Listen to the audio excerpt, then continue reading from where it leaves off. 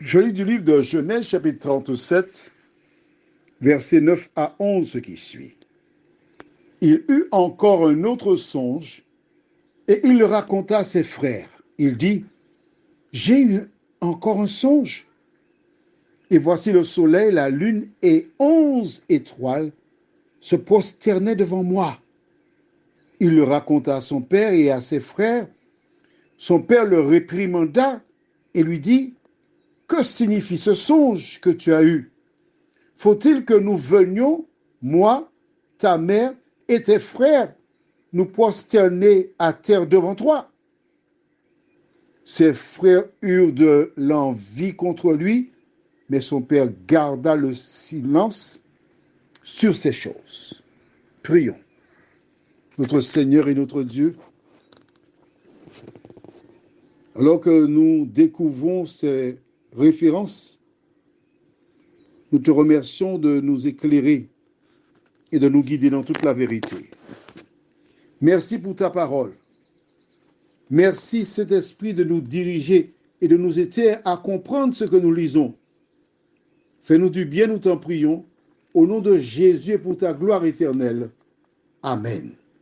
Rappelle-toi, je t'ai expliqué qu'à partir du moment où quelqu'un sortait du lot, l'ennemi se concentrait sur cette personne pour la détruire. Quand la première fois, Joseph raconta le songe, le diable était sur le qui-vive.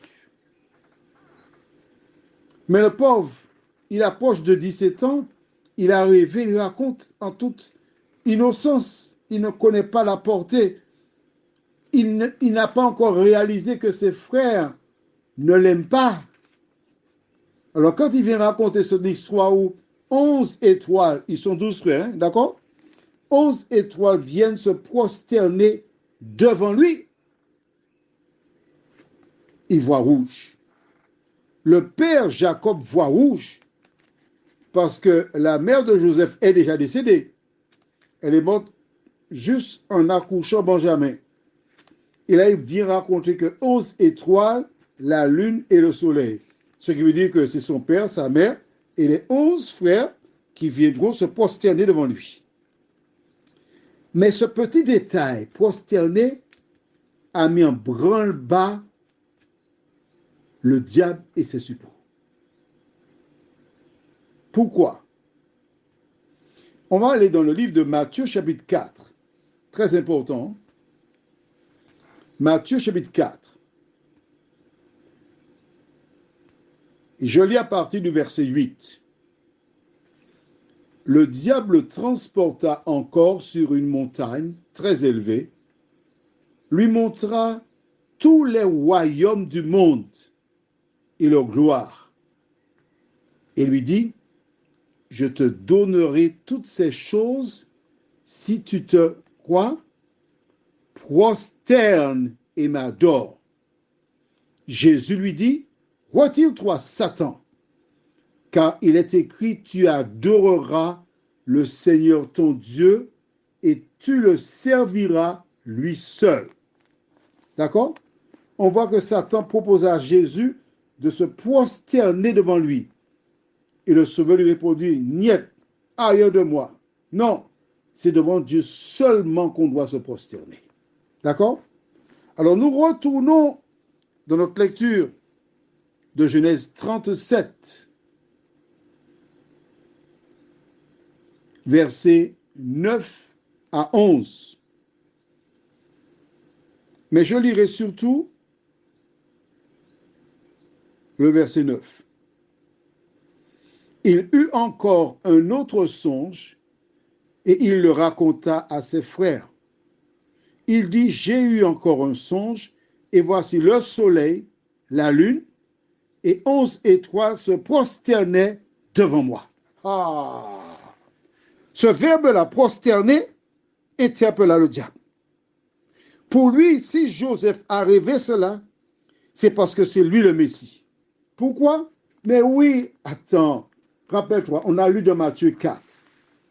Jésus a dit, c'est seulement devant Dieu qu'on doit se prosterner. Or, dans le songe, Joseph déclare qu'il y avait le soleil, la lune, et son père Jacob a identifié le soleil et la lune comme étant sa mère et son père, et les 11 étoiles représentent ces 11 pères. Toutes les étoiles. Dieu seul sait la quantité d'étoiles qu'il y a dans le ciel, mais dans ce contexte-là, toutes les étoiles se sont prosternées devant Joseph.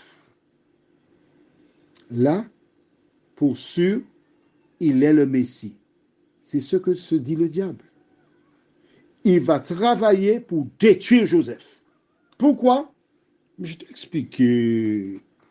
Parce que Dieu avait dit à Ève et Adam que leur postérité écraserait la tête du serpent qui représente le diable. Et il n'est pas prêt à mourir. Non, il veut vivre. Il veut faire un maximum d'adeptes, pousser les gens à violer la parole de Dieu. Et Joseph, c'est celui qui viendra lui écraser la tête.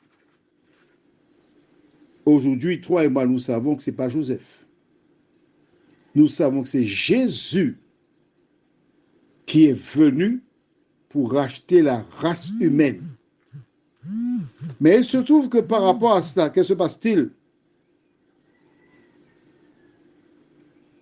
En ce temps-là, le simple fait d'entendre que quelqu'un a eu un songe, cela vient de la part de Dieu, l'ennemi a pris ça au sérieux, et Joseph est l'homme à abattre.